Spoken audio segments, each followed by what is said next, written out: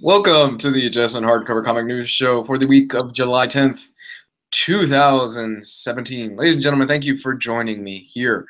Today we have a few things that we're going to be touching on.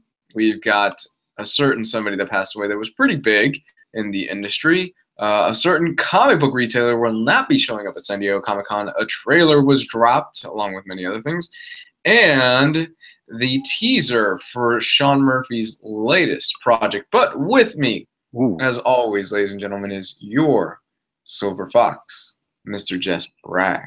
Yo, yo, yo, what's up? Hardcover reviews. What is up, Mr. Bragg? How are you, man? I'm doing well. We didn't talk about that last subject in the pre-show, and I think that last subject is super exciting. I know. I completely forgot about it. The Sean Murphy project. We're going to touch on that in a little bit, but that's man, the one with Scott Snyder? No. I don't think it's Snyder. I think this is his own solo project involving Joker. Oh, he's writing it too?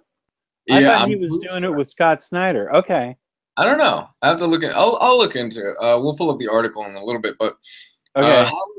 How are you doing, sir? You weren't on the show last Thursday. We had some fans asking about you. I haven't been on the show for the past 2 Thursdays. It's been 2 Thursdays. It has been 2 Thursdays. Yeah, because it was cartoons, because I wasn't feeling well that day. Right. And then it was manga and anime, and I don't know jack diddly wah. I've watched 2 anime so far in my life. Yeah. Samurai Champloo and that really good one. Why am I blocking on the name? With Spike and Ein and Cowboy Bebop. Cowboy Bebop, right. Those are the only 2 I've seen, so I couldn't really contribute. So, yeah, I've missed 2 straight weeks. For shame. We're going to talk to Matt Miranda and have you evaluate. Guys, thank you for joining us here. Once again, this is the news show. We do this on a weekly basis for you Patreon subscribers. Thank you so much for your generous donations and all that good stuff. But without further ado, we've got quite a few things to talk about. It's going to be probably a short show. There's not much in terms of super, super big stuff, but let's lead off with what I think is kind of one of the more interesting ones. The Mahai Comics. Mahai Comics is a huge comic book retailer, one of the biggest in the country, if I'm not mistaken. And they have been going to San Diego Comic-Con for the past 44 years. However, this year they decided they are not going to be attending. According to Newsarama, longtime comic retailers, Mahai Comics has decided not to exhibit at this month's Comic-Con International San Diego. The first time it's missed the convention since 1972. Owner Chuck Rosansky has been exhibiting at the convention since 1973 when it was known as San Diego's West Coast Comic Convention, but cites poor foot traffic, and poor management by Comic-Con International personnel as his reasons. To answer the numerous questions that we have been receiving of late, for the first time in 44 years, we will not be exhibiting at this year's San Diego Comic-Con, says Rosansky. I wish that this decision could have been made otherwise, but circumstances beyond our control made our participation impossible. Established in 1969 in Colorado Springs, Colorado, Rosansky's Mahai Comics has grown to be 3 store retail chains in the region with a large mail order and online retail component. Rosansky have spoken out previously about declining sales at San Diego Comic-Con, but continued to exhibit until this year. To explain how San Diego has grown far beyond its original premise, morphing from what was originally a wonderful annual gathering of the comics world into a world-renowned pop culture and media festival. As such, it has seen rapidly escalating costs and also a dramatic change in the demographic of its attendees. Neither of those changes work to our advantage. Okay, here we go. Here's a price. According to the popular retailer, in 1973, his one table booth cost him $40. In 2017, one table booth in 2016, Mahai Comics had a 70-inch space, which cost them $16,000. Whoa! And that price, and that price since has gone up this year to over $18,000 just to have a 70-inch space. That is a lot of comics you got to sell just to make your nut back. Just to break even.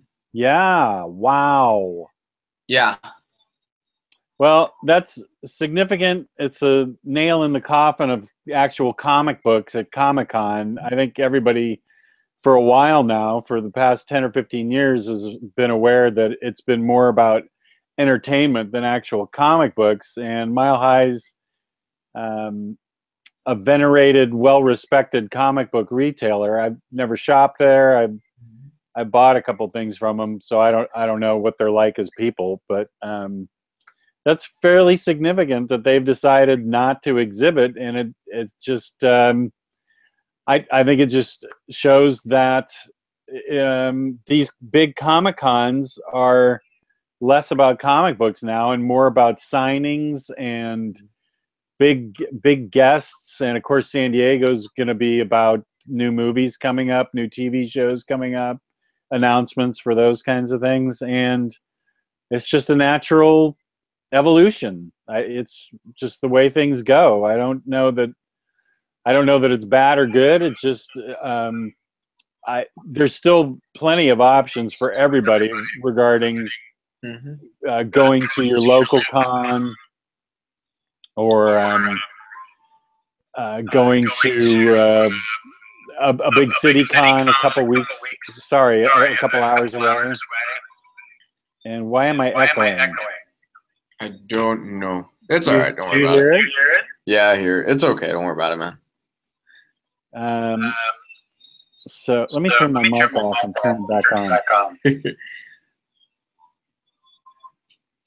Okay, how about that? Oh, fuck. It's okay, man. We'll just go with it. It's like you said. It's definitely a blow for San Diego Comic-Con because people for years have been talking about how the comic conventions are becoming less and less about comics, and they're becoming more and more as pop culture stuff, especially San Diego, which is arguably the biggest one. And this is definitely a sign of the times changing, that people are interested in conventions in the sense that they are interested in celebrity signings, TV shows, panels involving their favorite movies, anime, cartoons, things like that. But comics, and to a smaller extent, manga, are getting shoved to the side where nobody's really paying attention to those booths. Nobody's going to those booths and really buying too much stuff. Just recently, me and Gabe, we were at MegaCon, and MegaCon used to be full of booths. I used to be able to go to like 50% off booths all the time. You can walk past, an aisle without hitting a booth. And I could probably count the amount of booths that we had at MegaCon that were just specifically dedicated to comics, and that's it, and manga, and that's it, on probably one hand. And this is a huge convention. This is a real big convention. I could probably count all that on one hand. I was like, wow, what the hell is going on? This was the first year that I really realized it. I was just at AwesomeCon, and there was a number of comic book retailers there. But they were overwhelmed, as you say, by Artist Alley, places for signatures, photos with Stanley, things like that. And I can see why Maha Comics, with that price, $18,000, just to break even, they would have to sell so much. I could see them going, look, this just isn't worth it. This is not worth our money. As a business, it's a poor business move. We're going to blow $18,000, and what? Maybe we'll come out with, if we sell a few rare things, maybe we'll come out with like half of it. Yeah, I don't see how they could break even. No, and that probably doesn't even include gas, food, getting U-Hauls, getting stuff to get out there and putting it into place and everything. That's a good point. It's and it's a shame. It's a shame. I've heard of smaller local cons in certain cities that they're just like, yeah, we are just specifically comics only. Like you could wear a cosplay and stuff like that. There's no problem with that. You come dressed up in whatever you want, but this is a retailer comic book convention. That is it. There's no panels. There's no like celebrity signings or anything like that. It's people coming in, trading books, buying books, and that's it. And that seems to be kind of more of the smaller local stuff that's happening right now. Right. I think that's what fans are turning to. Yeah. Plus, what's a ticket to San Diego like nowadays? A plane ticket? A plane ticket? No. For the convention itself, like $300. For the whole weekend. Whoa, what's going on here? I'm freaking out here vocally. Are you picking up on that? No, you sound good to me. You sound weird to me, man. You sound good to me, man. Okay. You know what? I haven't been to San Diego Comic-Con since like 1975, so I don't know what it costs, but 300 smackers for 4 days or 5 days? It's probably around that. How much? I'll look it up. I wonder how much it is. Man, that's a serious commitment. Yeah, that's not including. I've heard it's not the ticket that gets you; it's the hotel that gets you in terms of getting out there. Oh yeah, because San Diego hotels just ratchet it up. Right. And you got to really, if you really want to get a good deal, you have to be willing to drive out. Yeah. Purchase badges. Hold on.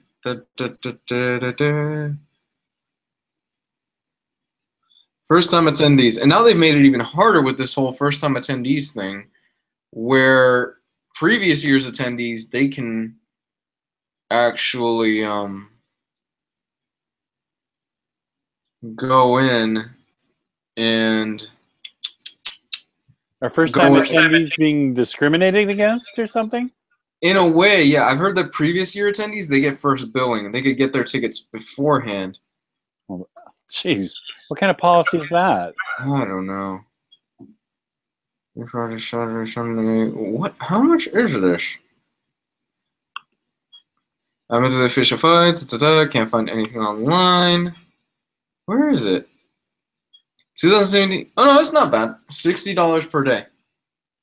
Oh, okay.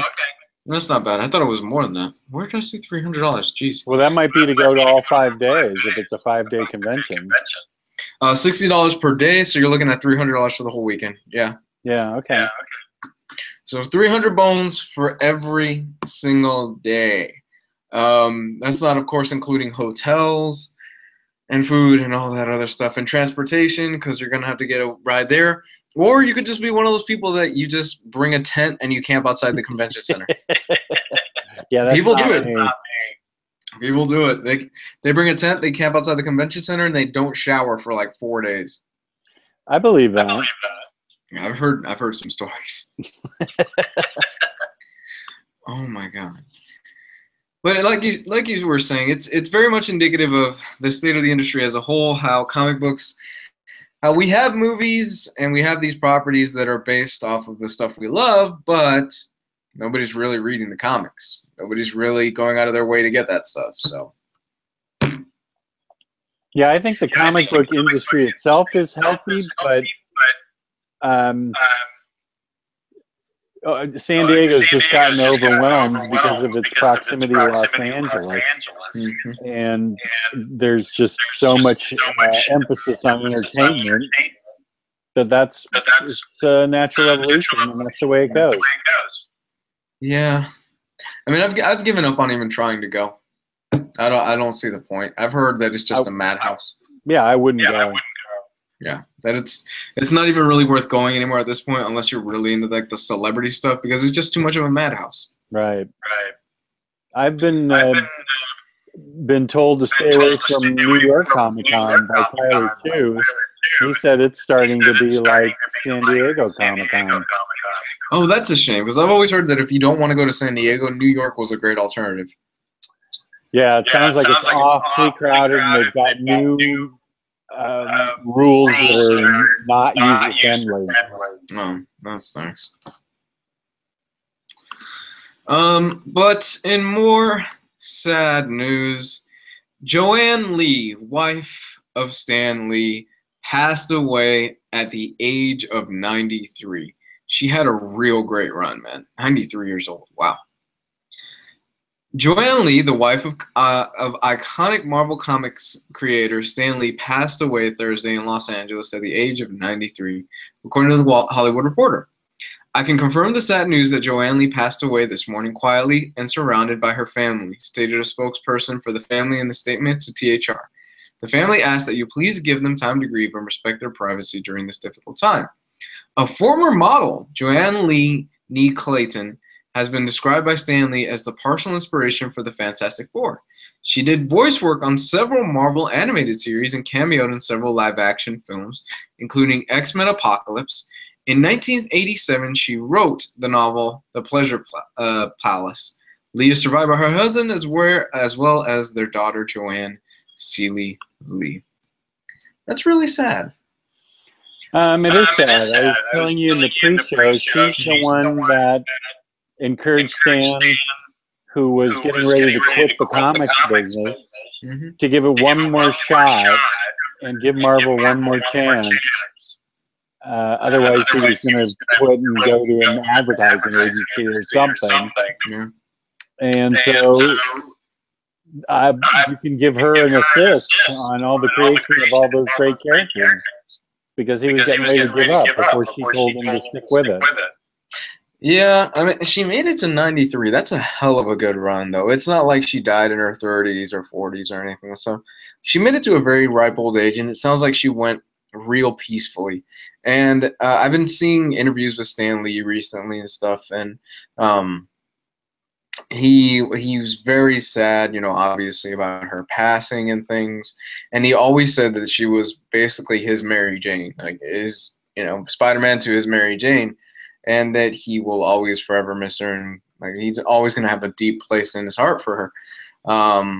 There's really not much else we can say about it except that I wish the guy the best right now. I know he's 94, I want to say 94, 93 himself.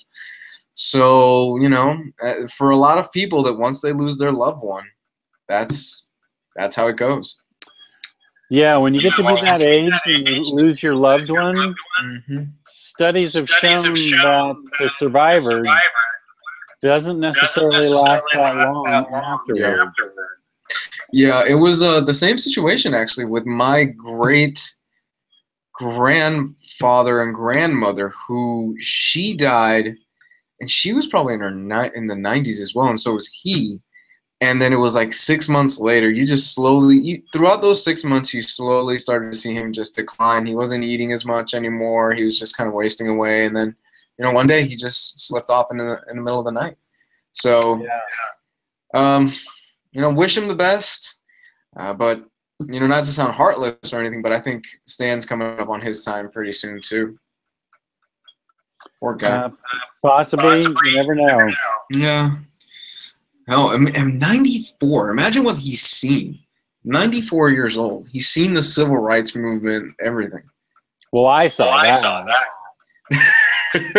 he saw the Depression and World War II and Korean War. Yeah, he saw lots of cool things. Yeah, the rise of Martin Luther King. Wow, yeah. Yeah. Man. Poor guy. Yeah. But sad. In other news, Batman's the villain and Joker's the hero in Batman: The White Knight, written by writer-artist Sean Gordon Murphy. Okay, Sorry, go ahead. Go ahead. Writer-artist Sean Murphy will create an original graphic novel in which Batman is the story's villain and the Joker is the hero. The story is entitled Batman White Knight. It takes place in a world where the Joker has been cured of his insanity and no longer feels homicidal urges. Using modern social issues as a backdrop, Murphy will explore the idea that a now sane Joker views Batman as Gotham's greatest villain. Murphy said, "My main goal was to undo the comic tropes while changing Gotham from a comic book city into a real city. A city dealing with everything from Black Lives Matter to the growing wage gap," Murphy told Wired. "But rather than write a comic about the wage gap, I gave those ideas to the Joker, who leads a kind of media war against Gotham's elite by winning people over with his potent observations and meteoric. And to take on Batman, the newly reformed Joker, or Jack, will become someone the Caped Crusader has rarely had to face down: a politician." Wow, this sounds good. This sounds really good. Oh, I can't wait. This sounds really good. It's an original graphic novel. I am all in for this. This sounds fantastic. Yeah, I'm a huge Sean Murphy fan. I met him at AwesomeCon. He sketched in my book. Really liked him a lot, and loved Punk Rock Jesus. And I think this sounds fantastic. Yeah, and he's definitely not burying the subtlety here about who he's talking about in regards to like the politician and all that stuff. And he's not really hiding that well, folks. Okay, it's pretty much in your face. But just the premise alone of Joker turning good. Joker basically used a wrestling term, going babyface and being a good guy. And the fact that Batman has to compete against a politician who's using media against him is so, in a way, relevant to today. It's really good stuff. I'm super excited about this. When is the release date of this? Has it been announced? I don't know. So it's not an original graphic novel. Oh, it's going to be a series? It's going to be I guess it's going to be a mini-series, because it says Batman White Knight #1, written and illustrated by Sean Murphy, arrives on October 4th. Cover art by Murphy with colors by Matt Hollingsworth. Oh, okay. I know his name. Murphy also went on to say that we know Joker's a genius, we know he's relentless, and we know he can play the crowd. So why not make him a politician, said Murphy in his statement. Why not strip away the psychosis, the thing that's holding him back, and let him challenge Batman unimpeded? And to make it even scarier, what if he did it legally without breaking any rules so that the Batman couldn't stop him? I think it sounds awesome. I'm just sad that it's not going to come out all at once. As a trade waiter, this is going to kill me. Damn it. Come on, you might pony up for the single issues for this. This one might get you to pony up for it. Yeah, that's actually true, especially if it gets really good reviews. I might do that. Oh man, because that is a fascinating premise. I will definitely be ponying up for the single issues. I'll tell you that. I'm going to be reading this thing monthly. It sounds, if the premise is fascinating, you know, you're going to have Joker as Donald Trump, and I'm guessing Harley Quinn will be Ivanka. I'm not entirely sure how that's going to work. Well, the thing I saw had Bruce Wayne portrayed, a picture of Bruce Wayne. So I think Bruce Wayne plays a part in this too. What if I wonder if they'll go like politician versus politician, maybe. I don't know. Yeah, I don't know. I think Bruce Wayne plays a part in this. Has there ever been a story where Batman has become like the governor or the mayor of Gotham or anything like that? Oh boy, maybe an Elseworlds thing, but I can't think off the top of my head this quickly about that. Yeah. Because I could see that, like, Batman realizing he can't compete with him in, like, as Batman, but he becomes a politician himself to beat the Joker. Yeah. I'm excited. October 4th, guys. There are some preview images online, and they look fantastic. If you've seen any of Sean Murphy's work, you know what you're getting. He's using a lot of blacks in these preview images, like a lot of negative space and things like that. But this is a day one buy for me, absolutely, without hesitation. He's been working on this for, I think, like 2 years now. Okay, cool. I'm in. So, yeah, he's made some bold statements about this project. He at one point said on Twitter that he aims to make his Dark Knight Returns. So we'll see if he can pull it off. That's a very bold statement. A lot of people have tried, and a lot of people have ended up really failing in the project. But I think if anybody could pull it off today, it's definitely going to be him. He's He's one of those guys out there that he's at the top of his game right now with Punk Rock Jesus. He did a run on American Vampire, which was absolutely brilliant. I don't know if you ever got a chance to read his short story with Scott Snyder on American Vampire. I think it was in volume 3 in the hardcover. I must have read it, but I read American Vampire a couple of years ago. I read it all, and so I don't remember it. Didn't he do Joe the Barbarian too? Yes, Joe the Barbarian, a phenomenal little story. Yeah, that was an incredible artwork, that book. Mm-hmm. He's not a long-term artist. He does like short stints, and then he takes a break. Then he goes on to another project. He did The Wake, which was good. Yeah. Tokyo Ghost, which I read the first half of it. I didn't care for it. I know the hardcover just came out, I think, this past week. And what disappointed me was that was a Rick Remender book. I was like, I love Rick Remender, but this is the first project that I read of his where I just didn't fall in love with it. Oh, okay. And he did Tokyo Ghost was the last thing he did. But yeah, looking forward to that. And the last thing we're going to talk about today, guys, like I said, it's going to be a short week. There wasn't too much going on. Is the official Death Note trailer for the Netflix movie that they are going to release. Now, this is interesting for a number of reasons. It's been the subject of a lot of controversy because Death Note and the mythology involving the Death Note and the book and the Shinigami and the demon and stuff like that, it's rooted so much in Japan and in Japanese culture that they have taken all that stuff and seemingly stripped a lot of it away to Americanize the hell out of it. And a lot of people are really pissed off because of that. Well, it doesn't take much to get people pissed off about things. That is true. That is also very true. Some people, I think, are just also looking to be mad about something these days. Are they saying that it should have been set in Japan? Yeah, that it should have been set in Japan. That it's been whitewashed a lot, for lack of a better term. Okay. And that they're using the same characters, and that they don't really have any resemblance in their personality or stuff like that from the actual comic, from the actual manga and the actual anime. But let's give it a watch, and then I'll give my 2 cents on it. Okay, just a sec. Okay, tell me when you're going. All right. 3, 2, 1, go. All the people that make life miserable, make life dangerous.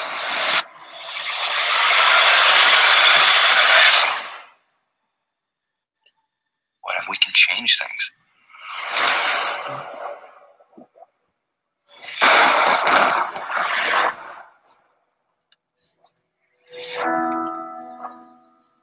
The human whose name is written in stone shall die. Shall we begin?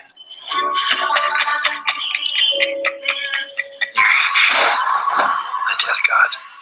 Yes. What exactly can I do with this death note? Put your name down and see what happens.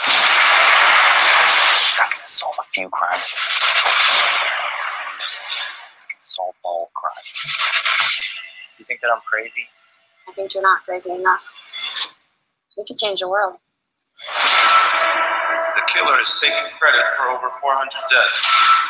Although we do not know how he kills his victims, we do know it's not some omnipotent force.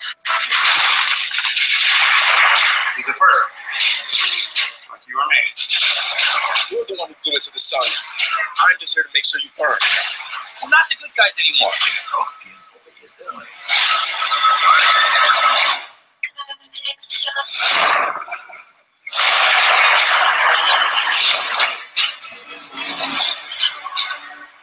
I promise you, you will not survive.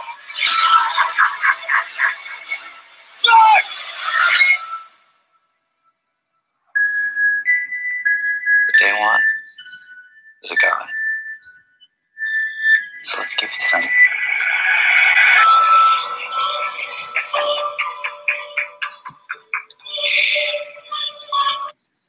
Okay. That looks cool. You thought so? I did. Yeah. I like the concept. So you coming from somebody that has never seen the Right. anime, you've never read the manga or anything like that, you enjoyed what you saw. Yeah, I did. I think it sounds really cool that you could write somebody's name in it, Mm-hmm. and all of a sudden they're dead. You could right a lot of wrongs. You could create a lot of havoc. That's I don't know who the spiky-haired guy was, but I'm looking forward to finding out who he is. Yeah, Okay. that thing got me. I'm ready to watch it. Now, coming from my perspective, I'm a person that I have seen the anime, and I haven't read the manga, but I have seen a good chunk of the anime. Still need to finish it. I'm making my way through it. I'm gonna be biased. Yeah. I don't like what I saw. Okay. You would have rather it stayed a little truer to the part of the book? Yes, and the thing is, it's not so much the fact that they took it out of Japan and they set it in the United States or anything. That's not actually my biggest issue. My biggest issue in the sense is that Death Note really isn't about big explosions, loud action scenes, and huge splashy moments. Oh. What Death Note is, it's more of have you ever seen the movie Seven? Yes. Okay, it's more like that. It's more like Seven, where you have a kid who he's a straight A student. He's brilliant. He's at the top of his class. He's going to college and stuff like that. And he happens upon the Death Note. And he starts killing people, and he starts becoming kind of more obsessed with power and start developing a god complex. And what ends up happening is that this investigator named, baby, is it Light or L that's the investigator? L. The investigator L, he ends up having to kind of try and outsmart him at every single turn. And it's just this big cat and mouse game. There's really nothing like huge or explosive or anything. Right. It's definitely more along the lines of Sherlock. Where it seems like this is a case where Netflix got the property and they said, let's Americanize the hell out of this and let's do a 2-hour film. And how do we do a 2-hour film? We can't really do a cat and mouse 2-hour film. And I want to be hopeful of it, but just basing myself off the trailer, I'm going to watch the movie. I'm not crazy about some of the choices that they did. So it's a movie? Huh? It's a movie and not a series? It's a movie. Okay. Yeah, it's a movie. I personally think this is a 24-episode anime, so it's really quick. You can breeze through it. It's in and out. I personally feel this would have worked better as 2 seasons. There's definitely a middle point where they could have cut it off and then come back for a second season. Some of the things that I liked. Ryuk, which is the spiky-haired guy, the blue guy. Yeah. Nailed it. Dead on. That is the best thing about this trailer. They absolutely nailed Ryuk. Getting William Dafoe to do the voice of Ryuk, dead on, perfect. Like that, they could have not picked a better Ryuk, and the design is spot on. Love what they did there. Okay. The character of Light and L. L doesn't reveal himself throughout almost the entire anime. You know who he is early on, but he doesn't reveal himself in a public way like he does in this trailer because he's playing mind games throughout the whole thing with Light. And when he does reveal himself to Light, it's in a way where he is just completely fucking with him the whole time. And it's brilliant. It's a brilliant anime. It's 24 episodes. It's a huge cat and mouse game. That, like I said, if you are a fan of Seven, if you're a fan of the Sherlock BBC story, if you're a fan of murder mysteries and things like that, this is a must-watch. I'm going to give it a shot. I mean, you know what? I'm going to give it a shot. It's probably only going to take like about 2 hours of my life, so why not? Well, I have no prejudice or bias whatsoever, and that looked really interesting to me. So okay. I'm happy to watch that. Yeah, and I've heard a lot of people who said that they've never seen the anime, they've never heard about it, that this is their first time watching. They're like, wow, this is a really cool premise. You know, you write somebody's name down, you know what their face looks like, and then you describe how they die and what time they die, and they end up dying. So I've heard a lot of people that they're like, yeah, this is really cool. We're really interested in it. And then I've also heard people on the other side of the fence that they've seen the anime and they've read the manga and they're like, what the hell is this? Yeah. So sounds like I'm better off not knowing what's going on. I mean, I say give it a shot. Honestly, I think you would enjoy it. The anime is Yeah. really short. You can get it. You can watch it on Netflix, and it's the dub version. It's not subtitled. The next one I'm watching is Full Metal Alchemist Brotherhood. My girlfriend just said yes. You definitely need to watch Full Metal Alchemist Brotherhood. That's what I'm watching next. I've just finished Champloo, so I need to watch FMA. You definitely owe it to yourself to watch Full Metal Alchemist Brotherhood. It's regarded as one of the best animes and manga of all time. I love Full Metal. So much so that I have a tattoo on my chest of it. So. Oh, you do? Yeah. Let's see it. I mean, I don't know if you can. Yeah, you could almost see the full thing. That's you'll learn what that is later on as you go. Oh, cool. Yeah, it's a transmutation circle. You'll learn as you watch the manga, not watch the manga, as you watch the anime what that is and what it signifies. Okay. Well, man, if you got it tatted on your body, this is something I want to see. Yeah. So, just I don't know. I mean, that kind of ended on a downer. Maybe we should have ended on the death of Stanley's wife instead. Well, you're down about it, but I'm up about it because I think it looks really interesting, and I'm excited to see it. I'm actually excited to hear what my girl thinks about it because she hasn't seen the trailer yet, and she was the one that turned me on to Death Note. So we'll probably watch this after this. Okay. All right, Jess, but I'm going to go ahead and call this. Guys, like I said, super kind of short this week. There wasn't too much going on in terms of news. Jess, you're going to be watching Spider-Man Homecoming sometime within the next week, correct? Within the next week, yeah. Awesome. Jess, where can they find you, man? They can find me on YouTube at OmniDogs Vault. And I'm also a member of Riley Moore's Facebook page, The Omnibus Collectors Comic Swap and Community, where we talk about collected editions and root beer and burgers and comics and all sorts of weird things. And you passed the 500 subscriber mark already, right? I guess so. Yeah, I haven't paid attention to that, but Gabe told me I did. I'm waiting till I get to the 8,000 mark like you. Don't be so humble. Hold on, let me pull up what you're at. If you guys haven't been following Jess, you've been doing a lot of reviews and stuff like that. Jess, you are at 555 subscribers right now. Oh, really? Yeah, man. Wow. Wow, that's awesome. People love Jess Bragg. So, guys, thank you so much for your support. Thank you for always being here. Patrons, if you haven't subscribed to Jess's OmniDogs Vault, please do so. He has the best review system that I've seen, and if he doesn't like a book, he pours bad root beer on it. It was brilliant. I'm so jealous I didn't think of something like that too. Yes, and I have a candidate in the next 2 weeks that I'm going to do it to. I don't want to do it too often, but I do have a candidate coming up. Ooh, we've got a stinker, huh? Yeah. All right, guys. So with that said, thank you for your support. Follow me on Facebook and Twitter if you don't. And thanks for your continual love. Peace out, everybody. Have a good night. Peace and love.